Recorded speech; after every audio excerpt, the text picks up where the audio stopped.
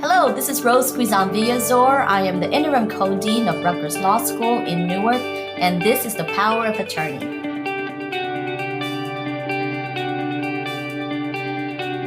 I'm joined today by one of my colleagues, Nyssa Taylor. She currently works in the Innocence Project of Rutgers Law School. It's a new project that we launched recently, and so we'll talk about that. But first, Nyssa, let me give you a chance to introduce yourself. Thank you so much, Rose. My name is, again, Nyssa Taylor, and I am delighted to be starting the new Jersey Innocence Project at Rutgers University. I joined Rutgers in September and am thrilled to be here working on this very important work. So, Nisa, I'd like to start by asking you your origin story. And here, by that, I mean, tell me about your background, your motivations for your work, why you're doing what you're doing, how you got to where you are. I decided to go to law school because I knew that I wanted to do public service. I had the wonderful benefit of I went to a Catholic high school. I am not Catholic, but I had wonderful social justice nuns as teachers. And I felt like from a very young age, it felt very important to do work that was moral and ethical and in the service of others. And I knew generally that I wanted to do public interest work. I wasn't quite sure, but when I went to law school, I had a clinical, my third year of law school, and that was with the Defender Association of Philadelphia. And it was that clinical that I realized, aha, I want to be a public defender. This is it. Trial advocacy was, I loved it. I loved meeting with the clients.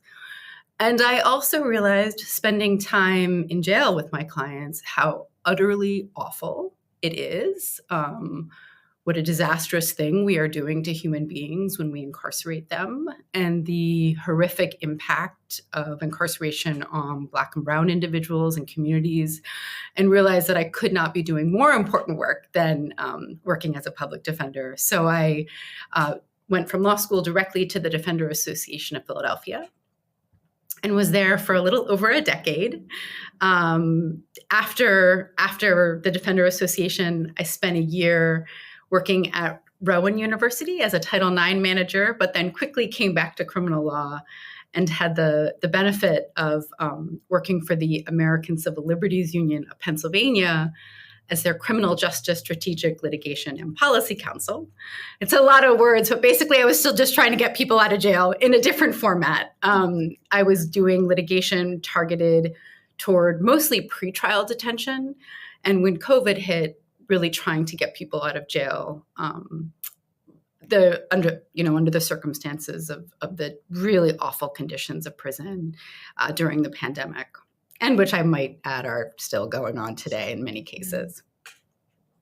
And then I'm delighted to have come here, where I am again still trying to get people out of jail. Well, so I want to thank you for that. You've done such incredible, compelling work, and I'm grateful to you for the work that you've done and for choosing to come to Rutgers to continue the criminal justice work that you've embarked upon since you were in law school. I'm curious, though, going back to law school, you said your clinical experience was what opened up for you this a path in public interest work in criminal law. I wonder, though, was there ever a time while in law school or soon after that you could have worked for the other side as a prosecutor? Because there are those who would say that if you want to change incarceration policies or those who are charged, those who are tried, the government, through the prosecutors, they have discretion to be able to choose who they're going to, to bring to the criminal justice system. So was there ever a time from your perspective that you thought maybe working for the other side might help you get the result that you want?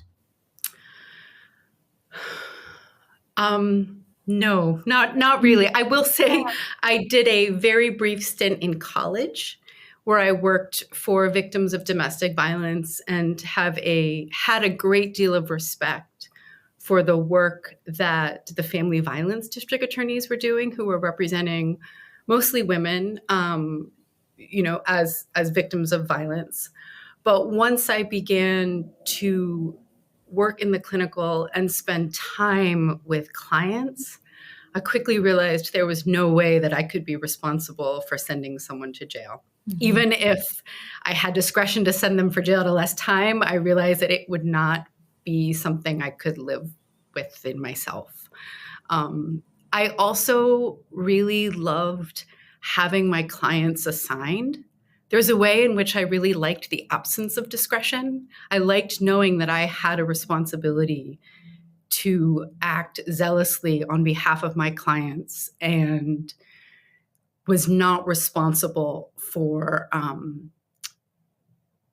for the kind of discretion that I think judges and district attorneys really, and police, I will say, also really hold. I loved working with clients, and I liked placing that responsibility in their hands, and not in mine. That's really powerful to hear. And I'm glad that you came to that conclusion when you were still in law school. And that's critical. Many of our law students who are listening right now, or those who are potential law students, are trying to get some guidance on their career paths, why they should go to law school, what is their motivation. So it's really empowering to hear you talk about how you concluded that you just, for yourself, you did not want to be part of the system that incarcerated the clients that you've worked with. And so you did that for about 10 years, where these are individual cases that you worked on. So can you walk us through the path from when you started after law school to 10 years later? Yeah, thank you. So at the Defender Association of Philadelphia has a slightly different model of representation in that they represent people horizontally rather than vertically, which means you are assigned to handle rooms rather than single cases from start to finish. And I'm not going to go into all the benefits and negatives of that kind of representation, but so I started out handling misdemeanor cases and preliminary hearings. And then I moved into felony waiver cases, so judge trials of felony cases. And then after 2.5 years, I moved into a majors room where I was handling serious felonies before judges or juries. And I did that for about 5 years, and then had the extreme luck to wind up in the appeals division at the Defender Association, where I got to write and work on direct appeals post-conviction. But I was also very lucky to have wonderful bosses who let me keep jury trials and take cases I was interested in. And so I was able to keep my foot in the trial room while at the same time working on clients' direct appeals and thinking strategically about larger litigation issues to work on through direct appeal. So when you were in law school, go back a few years before that, were there some classes that you took that you felt prepared you well for the kind of career that you chose for yourself? Evidence. I joke, but it's, I loved my evidence class. I feel like it was like a toolbox that you pick up. Especially as a defense attorney, knowing evidence really well gives you a leg up in court that those who don't know it just don't have. So I am very grateful for that course. Criminal procedure, I took those as well. And the other course actually I really enjoyed and appreciated was also administrative law. It wasn't directly related to crim law, but it felt like another really important arena of law where so many poor people get really screwed over. And I think learning the information in that class was also just really helpful and interesting to learn about. I took evidence in law school also, and my professor was great, but evidence and I just did not click well. And then later, when I was in a practice law, it wasn't a subject that came up. I was not a, I was sort of a litigator, but I was more of a community organizer, and more impact litigation kind of work. And so, but it's, I recognize the importance of evidence, particularly for those who want to do litigation. And in your case, certainly it was, I can see that the subject was important for the kind of work that you were doing. Going back again, still to law school, what were some of tell us about the challenging moments that you went through while you were in law school. I think I had taken a couple years off between college and law school, and I think that was one of the best. It was wonderful for me to have that perspective of working a little bit before going back to law school. I really had a wonderful group of friends in law school, so I can't really say too much. I mean, I felt like I really, for the most part, enjoyed law school because I really liked the friends that I was with. And then once I found criminal law and the professors that I connected with, that really was a wonderful experience. I got very sick my third year of law school and was incredibly grateful for my school to support me in graduating and taking, I was able to take the bar and start working. So I will say that when I think of challenges, I think of the illness of third year, but that was, hopefully the students will not be experiencing that. But if you are experiencing illness, I will just say, I would imagine the administration was far more supportive, and I was really grateful to have had that support from the administration as I completed my year. Of course, given that your alma mater is one of our competitor law schools, so I was not even going to mention the name Temple Law School. But given what you said, I think that's great that you got the support from the administration. And then, all kidding aside, I think I completely agree with you. When law students get sick, it's they at least in my experience, both as an administrator and then also as a law professor, that the law schools are genuinely there to help students get through classes and then also to make it through the bar exam. And so I'm glad that you got the support that you needed. What did you do between college and law school? You said you took 2 years off. I worked as a paralegal. I actually for a criminal defense attorney in New York. Okay, all right.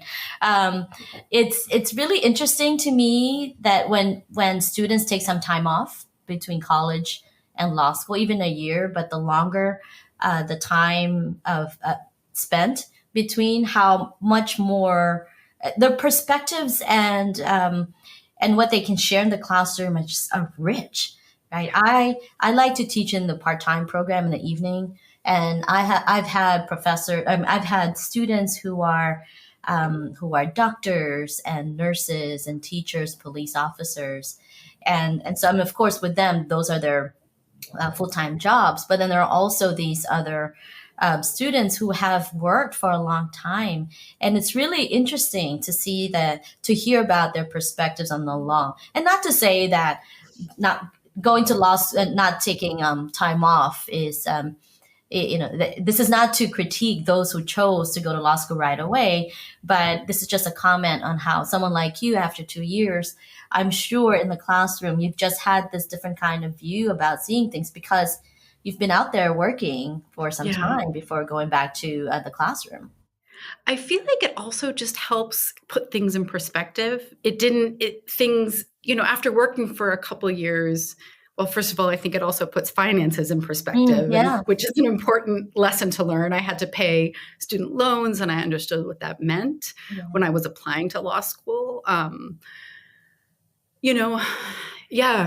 think I will also say I did a lot of hiring for the Defender Association, and one of the things that I often look for was whether it didn't even have to be legal work, right? I would always appreciated people who worked in the food industry because I knew that servers, waiters, and waitresses are often really good at dealing with stressful situations. And that's work experience that I would often appreciate as a former food server, And so I think it's interesting that all those different experiences really can lend to just, I don't want to say more clarity necessarily, but can help enrich someone's experience. Yeah, absolutely. Okay, so you worked as a public defender, and then after that, you decided you switched over to. I'm trying to remember whether this is when you went over to the ACLU, or did you? There was some time that you did some Title IX work. Yes. I did a year of I was a Title IX manager at Rowan University, so investigating allegations of sexual assault and sexual harassment by students. And then that's after that. Then you went back, or you went to. That's right. Went back to criminal law. Yeah. And at that point, you were a litigation strategist, and so outside of the courtroom now, right? I mean, you're doing more impact litigation work.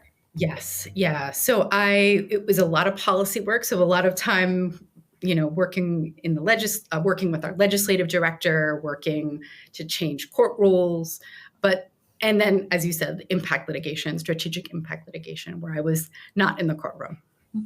So what was that experience like for you, especially after having been in the courtroom for many, many years, and now you're removed from that, and then you're doing some work in the area, but the kind of actual work is different. Very interesting. I mean, I was very grateful to have the opportunity to think strategically about these issues that I struggled with as a public defender, things that made me crazy as a public defender. Probation detainers, for example. Someone's on probation, they get arrested, a detainer is lodged by the probation department, and that detainer will keep people in custody until their new case is resolved. So it can be something as minor as a misdemeanor, and they will sit for months, years, waiting for the resolution of that case. That drove me crazy as a public defender, because you have all these people in jail that shouldn't be in jail pre-trial. Mm-hmm. And so when I was able to think about that and to start strategizing litigation to combat that and policy, that felt like a real gift to work on that. I also really I spent a lot of time interviewing clients in rural Pennsylvania and different counties across the state, and really loved the client-related work. So that felt similar. But I did sometimes miss the trial work and the oral advocacy and that I was used to at the defender. So I'll ask a question of you that I often ask my friends who are public defenders, and I'm curious to hear your response. I recall I'm sure you've heard this question before. This is a question that is often asked of public defenders. When representing your clients, does it matter to you whether they are innocent of the crime or not? Of course, we understand that the law provides that a person is deemed innocent until proven guilty otherwise. But when you're with a client, do you ask that question? I mean, I'd like to know your process in your representation, whether it matters to you at all that whether your client actually did the crime or not. In terms of, so the short answer is no. It did not matter to me at all whether my client had committed the crime or not. And at the same time, it was important for me to have a very realistic assessment of the strengths and weaknesses of that person's case. So if the person had committed the crime and there was a very good case against them and we were likely to lose at trial, then that was a real conversation that I had to have about pleas. And I will say a lot of my client conversations were with clients about plea bargains, because doing my job isn't necessarily, it is not always, if you lose at trial, that's a loss. And if you could have saved them 5, 10, 15 years by pleading them to a better deal, that's a victory, even though it doesn't always feel like it. But one of the things I loved about being a public defender is that I didn't have to worry about whether they were innocent or guilty. That was the DA's job. Yeah. And I was, I never believed we should judge someone by the worst thing they've done. I certainly know I wouldn't want to be judged on the worst moment of my life. And the other thing I will always say, and I've said this before, is that in every courtroom, I call it the hospital face. there is always someone with a hospital face. It's a mom or a grandmom or a daughter who doesn't want to see their loved one go to jail. Mm-hmm. And so even when people were guilty, if getting them out meant they could stay with their families, and getting a not guilty meant they could go home and continue raising their children and being in their family and being with their loved one, I was delighted to do that.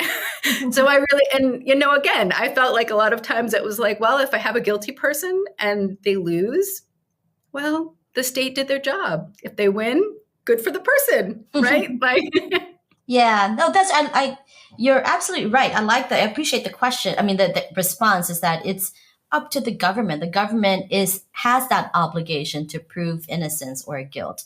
You're there to represent the client and assert their constitutional rights. I mean, that's what you're there for. Prior to in preparing for our interview, I did a quick review of Gideon, the Gideon case. I remember that in law school, but not really. So, would you mind just explaining a little bit about it? And in light of the fact that it's a 60th anniversary coming up, so I imagine there are conferences, symposia, I'm sure books about Gideon that are coming out recently. Yeah, so I believe it was 1963, right? Gideon, the U.S. Supreme Court declared that poor people have a right to an attorney if they are about to face incarceration. And that now we take that for granted. Although I do feel like I need to put a little bit of a caveat in there, because I feel like I think it's easy to congratulate ourselves on the ideal of giving everyone representation. But the reality is public defenders are woefully underfunded in the United States. And I loved my job as a public defender, but there were days when I would walk into a courtroom and I would have to represent 35 people that day, or I would represent 35 felonies in 1 week, and I would have 1 week to prepare, or I would have back-to-back rape and carjacking cases every month, every week for a month. And I was doing my darndest to do a really good job, but there were times when I was ineffective due to the volume of cases I had. And that is and I was at one of the best offices I will say, I was at one of the best offices in the country, if I say so. But there are, one of the things that I did was spend time talking to public defenders in counties across Pennsylvania. Pennsylvania is the only state that provides no statewide funding for indigent defense. None. I think maybe they gave like 50,000, but literally no funding. And so these public defenders, Lebanon, Lancaster, would have hundreds of cases. They were not able to represent people to the best ability. And so I think Gideon presents a wonderful ideal. Everyone has the right to a vigorous attorney. They have the right to be defended by an attorney. But the reality is, unless we start committing funding and more money to public defenders, that reality is not yet come to pass. I agree with you. What's interesting too about, from my perspective as one whose work is more related to immigration and citizenship, is how Gideon as a case has been also utilized in the non-criminal law context that is tied with criminal law, and that is immigration law. So within the immigration legal landscape, many scholars and advocates have been asking for the extension of Gideon in removal hearings, deportation hearings. And then it's also been used, argued in the housing context, right, in landlord-tenant eviction cases. So the idea is a profoundly important one. But at the end of the day, it does come down to money, the type of support that one would get from the state or from nonprofit organizations, but really the state and the responsibility of the criminal justice system to ensure that there is adequate representation, effective representation for individuals who are brought into the criminal justice system. Absolutely. Yeah. Well, let's talk about your work right now at Rutgers Law School. We are so thrilled and really privileged to have you as a colleague. Let's first talk about the Innocence Project. Tell us about the project itself. Well, I must say, I feel incredibly lucky to be here. This is a very exciting project. It was conceived in 2018 as a cross-campus, multidisciplinary effort by, I want to say, a cohort of just amazing, brilliant women who put together from forensic science, the Newark Law School, Camden, School of Social Work, criminal justice, sort of really thinking collaboratively about how to put this together. And until this point, there was no Innocence Project network organization dedicated to looking at innocence claims in New Jersey. I will say there are other organizations that sort of look nationwide, but this was really, I do think there was a great need for it, and these women recognized it and created this project. And I also want to say became possible thanks to the generous donation of a family foundation, and also thanks to Chancellor Tillis, who helped, gave us the starting funds to make this possible. So I came in September of this year, so a few months ago, and started putting together an intake process to go through a lot of the mail that we have already received and to start looking at the letters that are coming in daily. And so we established a criteria. We're working in close collaboration with the National Innocence Network, which is the Innocence Project in New York has a network that sort of oversees innocence projects all across the country. I don't want to say oversees, but helps facilitate these networks, and they provided a wonderful amount of support. So we're working in very close collaboration with them, and also with some of the other wonderful network organizations that are close by. Pennsylvania Innocence Project has been amazing, as has California, Florida, all been really generous in giving support and advice to help our intake process get up and running. I know I'm going to forget some critical names from the law school and Rutgers University that made this possible. So Jill Friedman, Kim Mutcherson, my co-dean, and then my colleague Laura Cohen, who I think you're working closely with. Tell me about that collaboration. Oh my gosh. Yes. So Laura Cohen, I'm going to start, I can't say badass on so you can cut that, Nate. Well, you just did. So Laura Cohen is a total badass.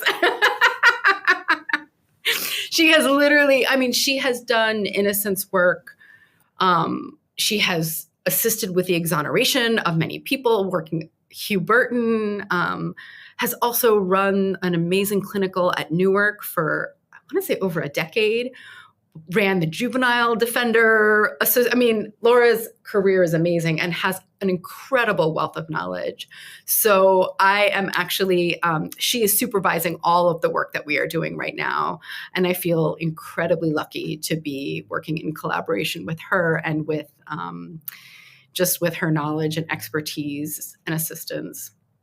Yes. Jill Friedman, also an amazing lady, our pro bono public interest dean here, has done phenomenal work, also former public defender, has done phenomenal work recruiting people, setting up the program, developing the contacts, and is wonderful in terms of assisting with the sort of writing and the project. Dean Mutcherson has also given amazing support.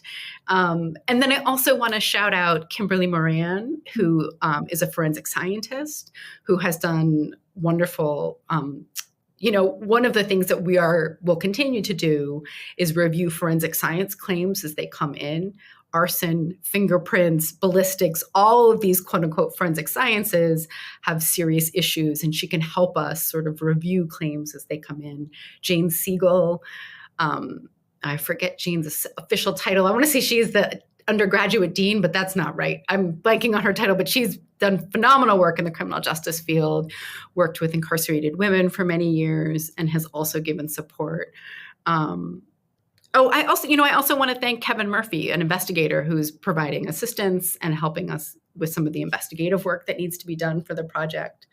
So in the social work school, Sarah Plummer, who helped sort of get this up and running, as well as Muriel and Nakia Barksdale, former students at Rutgers. What I really appreciate about this, about the project, well, there are many. One is that it's interdisciplinary.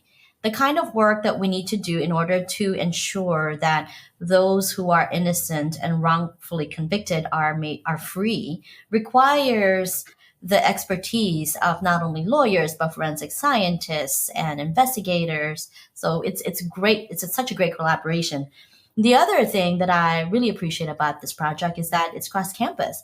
Rutgers Law School has 2 locations, and most of our clinics are either in Newark or in Camden. But this Innocence Project is one of those crossover that allows us, you in Camden, Laura in Newark, and Jill in Camden, to be able to work collaboratively on these issues. And that's important to me because it's part of the overall goal of the law school as a merged institution to be able to rely on our expertise and our time and resources to be able to help people. Right. And that's so I'm glad that you have chosen to come to Rutgers to be able to do this kind of work. I'd like to go a little bit deeper into the work that you're doing. If you can, is it possible to share a story of a client? I mean, of course you can't say anything that is confidential, but I just wonder if there's a way for you to explain to us just the kind of compelling issues that you all deal with, just so we can better understand why the Innocence Project is such an essential project. Mm-hmm. Before I answer that question, I want to just go back to something you said, because I feel like I wanted to just sort of put a point or a pin in that. In addition to assisting innocent people who are perhaps one of the most vulnerable people oppressed by the criminal justice system, I hope that this project will also, and I know that it will also provide training opportunities for students across the board. I think it's going to be important for anyone involved in the criminal justice system, whether it's criminal defense or law enforcement, to really understand the causes of wrongful convictions. And so to be training our students, our forensic science students and our lawyers, I'm hoping that this will also serve that purpose as well. Wait, so pause then. Can I ask you? I want to follow up on that. This is the right time to bring it up. It's unfortunate that we're once again seeing just how racist the criminal justice system is with the death of Tyre Nichols, and so there are many ways that we can talk about the systemic racism that we're experiencing through the criminal justice system, and as we know, experienced more specifically by Black men and Black women, and brown individuals than others. And so it is it's critical to recognize that and to acknowledge that, and to see where the Innocence Project fits in within that larger goal of addressing and trying to do away with this incredibly difficult project of dealing with systemic racism in the criminal justice system. So I wanted to make sure that I was clear about that, and so with that in mind, then within this our understanding that the criminal justice system is what it is, and that systemically there's racism at different stages. And so what are some of what in your own work right now at the Innocence Project, where is that work towards addressing racism in this in the larger criminal justice system? How are you involved in dealing with that, with those critical problems? I do believe that innocence work is racial justice work, because Black men are more likely to be convicted of sexual assault, like 8 times more likely. There's something like 19 times more likely to be convicted of drug crimes so they're actually convicted of drug crimes when they are innocent. So at every single step of the criminal justice system, Black men and Black women and brown men and brown women are more vulnerable. They are more likely to be stopped. They're more likely to be attacked. They're more likely to be killed. They're more likely to be convicted for something they didn't do. And I saw this clearly as a public defender. My clients were almost all Black and brown. They were all poor. And so we have, I think, of the exonerees, something wildly disproportionate number of the exonerated people have all been Black. And these are DNA exonerations.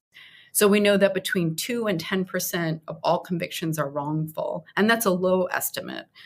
And so if we think about the number of people that are sitting in jail for something they didn't do, the vast majority of those people are Black and brown, and getting them out of jail is crucial. But I think that it has to come as part of this larger conversation. I think we can't just say, oh, well, we'll get the innocent people out and then everything will be fixed. And that's absolutely not the case unless we think structurally about the way in which our system is oppressing these communities from start to finish. What a critically engaged opportunity for our students to be able to work with you and Laura in these cases. So now, if we can just turn to giving some exampals that you're able to share, that would be helpful. You know, it's tricky. I actually just was talking with Jill about this. We're receiving hundreds of letters, and new letters are coming in every day. I can't share those letters. I can't share the content of those letters, but many of them are heartbreaking. And the reality is we can only take a very small number of people. I do want to, I can speak, I can speak to, I know Laura, I want to say Hugh Burton is a horrific example of someone who was exonerated after over 20 years of incarceration. I think it might have been 20 years of incarceration for a false confession, convicted of a murder he did not commit. And I don't want to speak for Laura's case, but, we see so many cases like this. And then also so many cases where people are not necessarily factually innocent, but there are really troubling, they received a sentence that was disproportionate to the crime they committed. They might have committed a robbery with no weapon, and they're serving 50 years of incarceration for that robbery. Or they were involved in an abusive relationship, and as a result of that abusive relationship committed a crime, and now are serving time for that. And then there are lots of allegations of factual innocence that we need to go through very carefully, look at what happened. The other issue we see come up time and time again is the issue of eyewitness identification or misidentification. This is another arena where racism is, I don't want to say it's necessarily racism, a misidentification. We all have own race bias. It is very difficult to correctly identify someone of another race.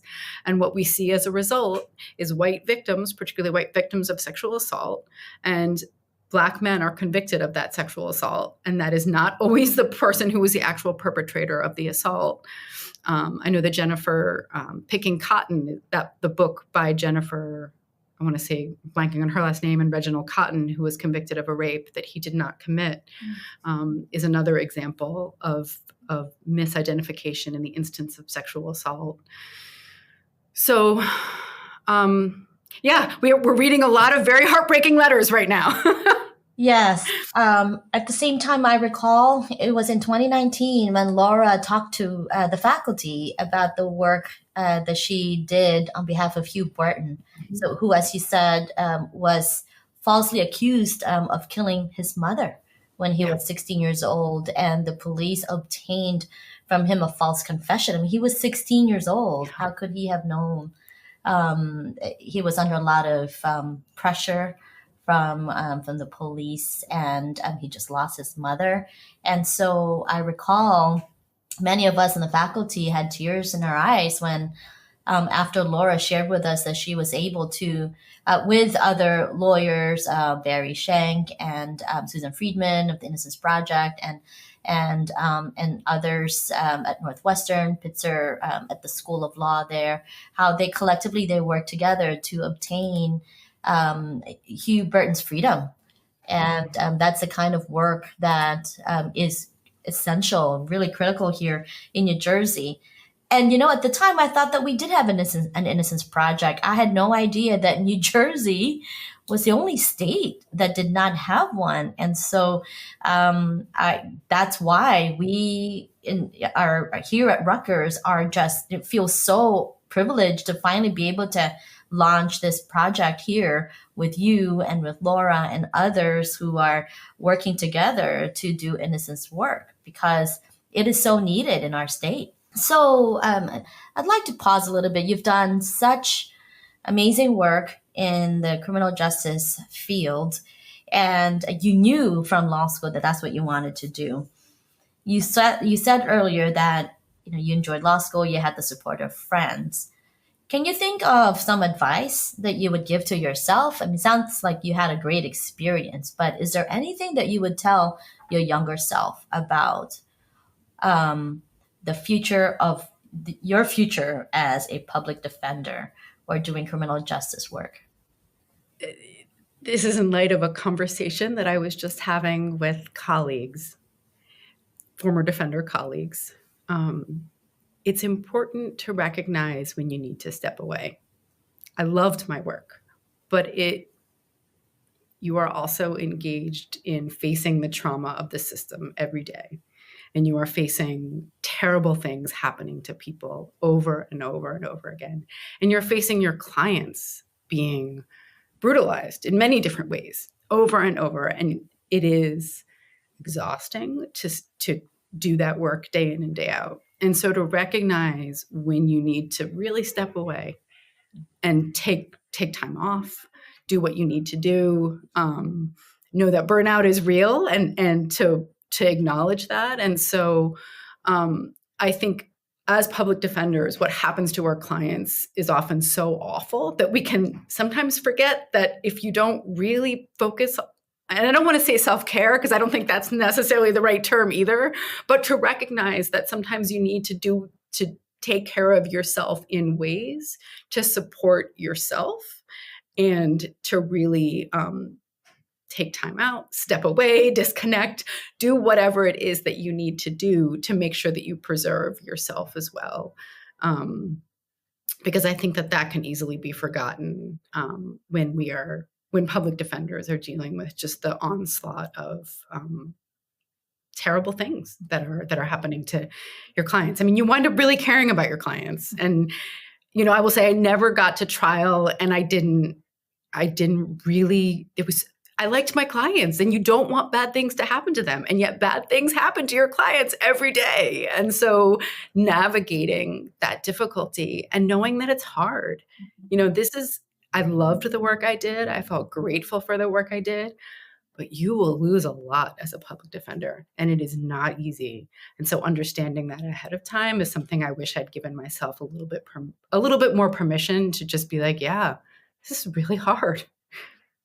That is super important really important message here that you're giving to yourself. But I also ask that question because we have law students and potential law students who are listening to this podcast, and I want them to think about the importance of self-preservation. And I do think self-care is necessary. As a lawyer, in order to continue to be effective, one needs to take a step back and get some sleep, eat well, go to the gym, go to the movies, right? And because the work will be there all the time, and one needs to be able to step away from work. I'm saying this as someone who I struggle with the work-life balance all the time, and it's an ongoing project that I think many lawyers have. It's we need to pay attention to the signs of exhaustion and burnout to make sure that we take care of ourselves and reach out, go to someone for help, right? If you talk to a colleague and then supervisor just to see how you can continue to do the work that you want to be able to do. And so I'm really glad that I appreciate that you shared that advice. And I hope that those who are listening to us is taking that seriously. Well, we are almost at the top of the hour, Nisa. I am so grateful again to you for making time for us to talk about your work in the Innocence Project, the work that you've done prior to coming to Rutgers Law School. Here's one last question that relates to, self-care and self-preservation. What do you do for fun?